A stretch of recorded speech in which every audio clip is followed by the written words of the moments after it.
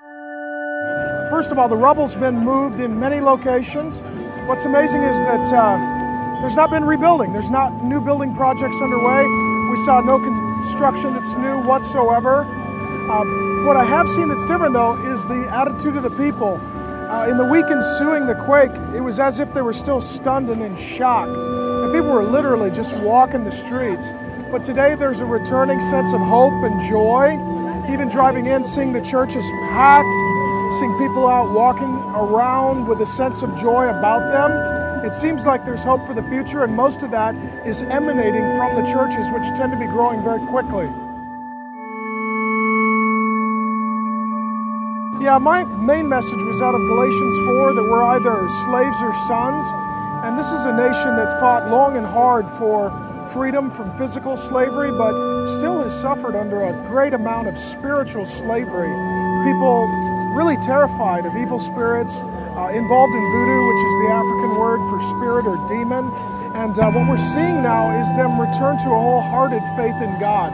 And I guess the answer here is that certainly things need to be rebuilt, but worse than this suffering is eternal suffering. And for some people who don't know Christ, this is the best that their life will ever be. For those who do know Christ, this is the worst it will ever be.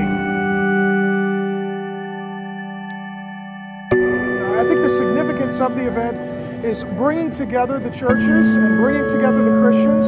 So many have been dispersed. Many churches are meeting in parks. People do not have the same communication lines and relationship networks. So it's a bit of a celebration, a rejoicing, a homecoming. And so in some ways, it's a little bit of practice for heaven, though obviously things will be better conditions there.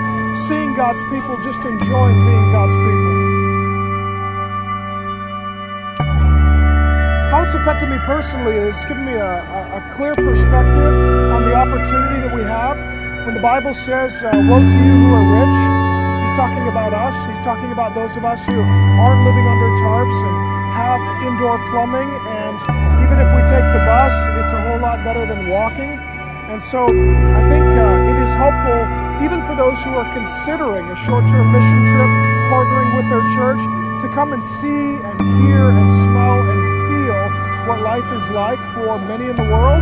It opens a heart of compassion for others, a heart of gratitude for yourself, and helps reorient, I think, what can lead to American depression, where we're absolutely the center of our existence, and the result is we become miserable.